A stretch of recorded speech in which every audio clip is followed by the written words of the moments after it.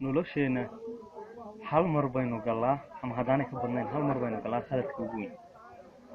ugu weyn ee aynu nolosheena ka galaana waxa weeyaan inagu oo ka aamina nafteena dadka kale maxay ka aaminsan yihiin sidee bay ku arkaan dhaqankaaga ma ka helayaan sidaad u dhaqmayso ma ka helayaan sida aad u hadlayso ma ka helayaan sida aad u soconayso ma ka helayaan dabeecadahaaga ma ka helayaan dadku maxay ka aaminsan yihiin maxay dadku ay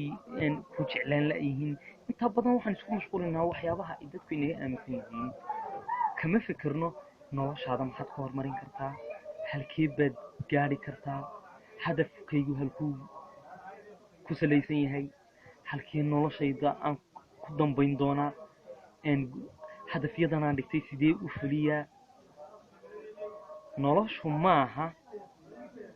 waxaad iska wado tusaale ahaan noloshu ma aha doon hadeer haddaad soo kaxaysato aad bad dhex geysid isla markaana mishiinkeeduna uu ka baktiyo dabaylo badan oo tsunamina ay dhacayaan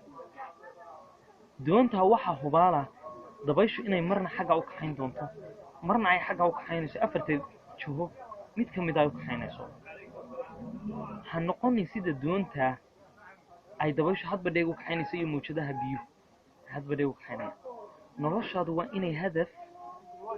iyo higsi lahaataa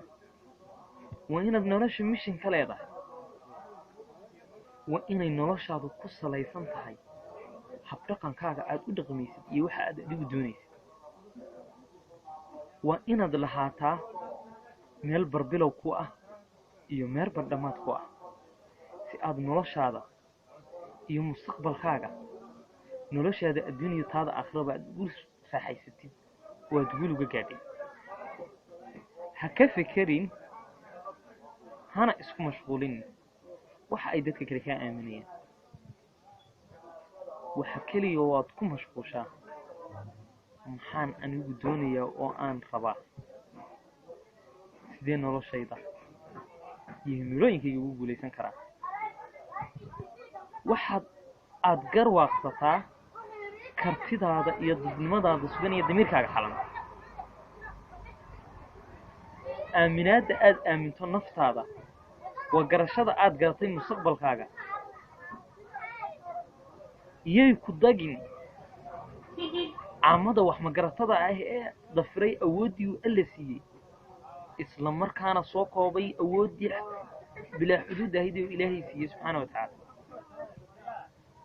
waxaan filayaa inaad igarwaaqsatay isla markaana aad garatay oo aad ka fikirtay sidii aad kalsoonidaada